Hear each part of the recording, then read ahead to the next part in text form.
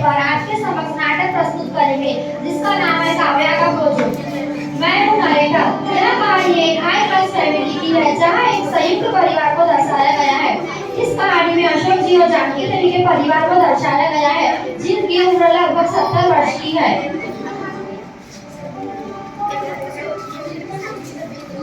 अशोक जी municipal corporation में commissioner थे। अब वे रिटायर हो चुके हैं। जानकी देवी एक कुशल गृहिणी है जो उम्र के साथ साथ अब थक चुकी है। इनका एक बेटा है जिसका नाम सुधीर है। सुधीर के पत्नी का नाम मोनिका है। सुधीर और मोनिका के 2 बच्चे हैं, एक बेटा और एक बेटी। बेटे का नाम रोहन है और बेटी का नाम काव्या है। रोहन 10वीं कक्षा में पढ़ता है और काव्या 7वीं कक्षा में पढ़ती है। सुधीर अपने कंपनी संभालते हैं। कंपनी के काम में बिजी रहने के कारण उसे कई बार एक शहर से दूसरे शहर तथा एक देश से दूसरे देश की यात्रा करनी पड़ती है। ज्यादातर वह घर से बाहर ही रहते हैं। हेलो, हाँ उस शर्मा जी का कॉन्ट्रैक्ट साइन हो गया क्या? ओहो, ये फोन फिर से वाइब्रेट होने लगा। अरे इनसे अपडेट लेना तो मैं भूल ही गया था।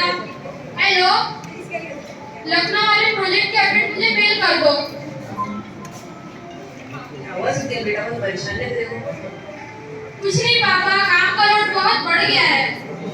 परेशान होने से काम बनने के बजाय काम बिगड़ भी सकता है ना। ओके पापा, मैं आपकी बातों का ध्यान रखूंगा।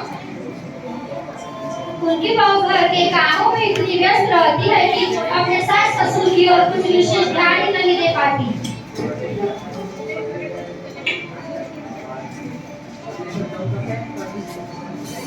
ओहो, कितना काम करना पड़ता है मुझे। 5 बजे उठने पर काम नहीं सुबह होने से काम शुरू हो जाते हैं। मम्मी जी पापा जी को चाय दो, बच्चों के टिफिन बनाओ, फिर नाश्ता बनाओ, मम्मी जी और पापा जी को दवाई दो। मम्मी, मेरा टिफिन कहाँ है? बेटा, अशोक जी और जानकी देवी उम्र के उस पड़ाव में है जहाँ उन पर विशेष ध्यान देने की आवश्यकता है, परंतु ऑफिस के कार्य में बहुत व्यस्त रहने के कारण उनका बेटा अपने माता पिता की ओर कुछ विशेष ध्यान ही नहीं दे पाता और बहू भी घर के कामों में इतनी उलझ गई है कि अपने सास ससुर की छोटी छोटी बातों पर ध्यान ही नहीं दे पाती। अब बेचारे बुजुर्ग करे तो करे क्या, मन में सोच के रह जाते हैं। रोहन 10वीं में होने के कारण उस पर पढ़ाई का कुछ ज्यादा ही दबाव है। सुबह 10 से शाम के 5 बजे तक वो स्कूल में रहता है। उसके बाद शाम 6 से 9 कोचिंग क्लास में चला जाता है। मम्मी जल्दी से नाश्ता दो, स्कूल के लिए देर हो रही है। ये लो बेटा, आराम से। रोहन जल्दी जल्दी नाश्ता करता है और टिफिन लेकर चला जाता है।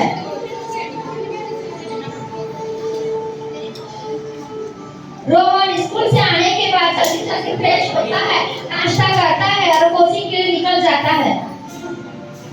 बेटा कैसी चली पढ़ाई? क्या बताओ दादाजी, रोज प्री बोर्ड एग्जाम होती है। बेटा यह समय तुम्हारा बहुत कीमती है। तुम 10वीं की परीक्षा बार दे रही है। पढ़ पढ़कर मेरी हालत खराब हो गई है कि मुझे खेलने का भी टाइम नहीं मिलता। क्या करूं? बेटा आप तो भी मेहनत कर रहे हो, देखना इसका फल कितना मीठा होगा। ठीक है दादाजी, अभी मुझे कोचिंग क्लास भी जाना है। ठीक है बेटा, ध्यान से जाना, खुश रहो। अशोक जी और जानकी देवी भी अपने पोते की समस्या को भली भांति समझते हैं, इसीलिए उसे कुछ कह भी नहीं पाते। दिस लेवल आता है, एक ऑपरेटर दिस लेवल आपने देख लिया। सेकंड टाइम को दिखा रहा हूं। एक देखिए स्टॉप द लेवल था। ये बुढ़ापा आता है कि मैंने अपने जीवन में आज तक कितने काम कर लिए और अब मुझे छोटी छोटी बातों के लिए और पर मोहताज होना पड़ता है। देवी जी कृपा करके परेशान न होइए, घर पर शांति बनी रहनी चाहिए। हाँ, कर भी क्या सकते हैं। छोटी सी काव्या अपने घर की सारी स्थिति समझती है। कई बार उसने अपने दादा दादी को बार बार आग लगाते हुए देखा है। अरे कोई लाइट चालू कर दो, कब से कह रहा हूँ लाइट चालू कर दो, कोई सुन रहा है या नहीं? लेकिन उनकी कई बार कहने के बाद भी उनकी बहू इतनी व्यस्त होती है कि अपने सास ससुर की सहायता नहीं कर पाती। एक दिन तो ऐसा होता है कि घर के कामों में मोनिका इतनी व्यस्त होती है कि उसका ध्यान ही नहीं होता कि उसके सास ससुर क्या कह रहे हैं।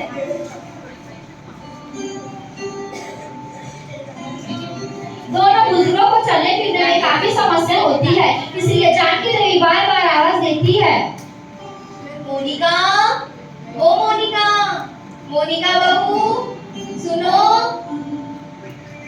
पर इतनी बार पुकारने के बाद भी उनके पास कोई नहीं आता। काव्या दौड़ कर आती है और कहती है, बोलिए दादी, क्या हुआ? आप क्यों आवाज दे रही थी? दादी काव्या से कहती है, अरे मेरी प्यारी गुड़िया, एक तू ही तो है जो मैंने इतना ध्यान रखती है। जा बेटा, जरा लाइट ऑन कर दे। काव्या तुरंत लाइट चालू कर देती है और पूछती है, दादी, और कुछ करना है क्या? जानकी देवी कहती है, बेटा, जाते जाते जरा बाहर का लाइट भी ऑन कर देना। काव्या दोनों ही काम बड़े अच्छे से कर देती है, लेकिन वह मन ही मन सोचती है कि मेरे दादा दादी कितने उम्रदार हो गए, उनके पैरों में कमर में कितना दर्द है कि वह बार बार उठकर लाइट की स्विच ऑन नहीं कर पाते। यह बात काव्या के मन में बैठ जाती है। बहुत देर मेहनत करने के बाद उसकी मेहनत रंग लाती है। वह खुशी से कहती है, ये वो तो आखिर मैंने कर दिखाया। अब ये प्रोजेक्ट उन सभी बुजुर्गों की मदद करेगा जिसको चलने फिरने में प्रॉब्लम आती है, जो बार बार उठकर लाइट की स्विच ऑन नहीं कर पाते। अब मेरे दादा दादी को किसी को बुलाने की जरूरत भी नहीं पड़ेगी। वाओ! जब मेरे दादा दादी को यह पता चलेगा कि उनके लिए मैंने प्रोजेक्ट बनाया है, तो वो कितना ज्यादा खुश होंगे। काव्या अपने प्रोजेक्ट की टेस्टिंग करती है। वह एक बार ताली बजाती है तो लाइट जल जाती है। काव्या ने लाइट का टाइम भी सेट किया होता है। इस प्रोजेक्ट की सहायता से अब लोग अपनी आवश्यकताओं के अनुसार लाइट चालू रखने का टाइम भी सेट कर सकते हैं। सेट किया हुआ टाइम खत्म होने के बाद लाइट खुद ब खुद बंद हो जाती है। काव्या अपना प्रोजेक्ट अपने स्कूल टीचर को बताती है। वाह काव्या, तुमने तो बहुत अच्छा मॉडल बनाया है। Thank you ma'am. Keep it up बेटा। स्कूल टीचर भी काव्या की बहुत प्रशंसा करते हैं। स्कूल टीचर काव्या के पेरेंट्स को फोन करते हैं और उन्हें स्कूल में बुलाते हैं। गुड मॉर्निंग सर, कल आप स्कूल आ जाइएगा। गुड मॉर्निंग मैम, हम कल आ जाएंगे स्कूल।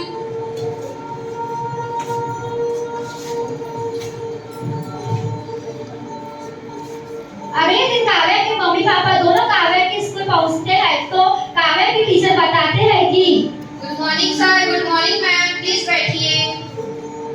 गुड मॉर्निंग मैम, हमें स्कूल किस लिए बुलाया है? आपकी बेटी ने ऐसा काम ही किया है कि हमें आपको बुलाना ही था।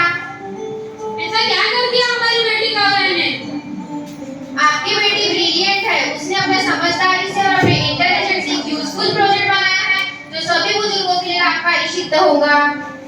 काव्या की प्रशंसा सुनकर काव्या के मम्मी पापा गदगद हो जाते हैं।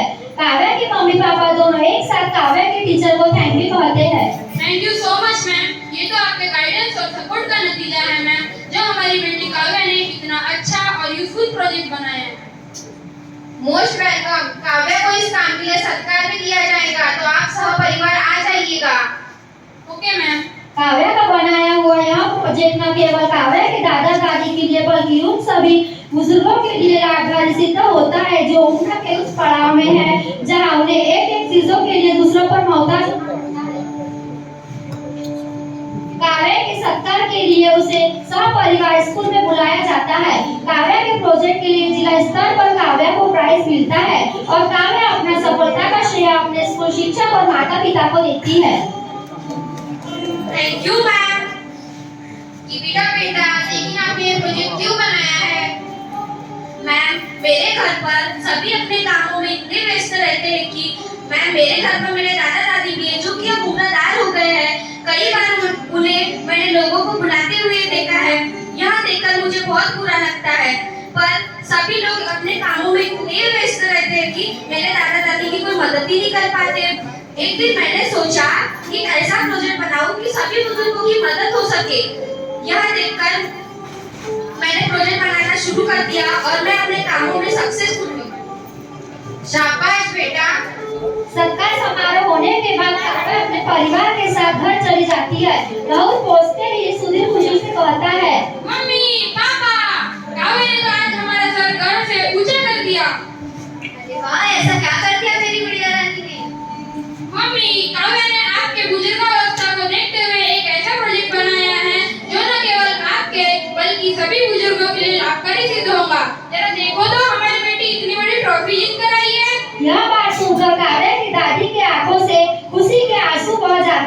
और काव्या की दादी कहती है कि काव्या, हमें तुम पर गर्व है।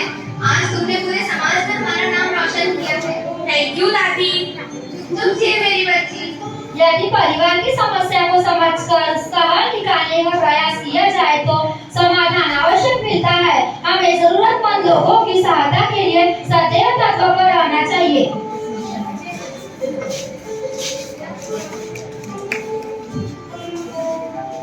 विज्ञान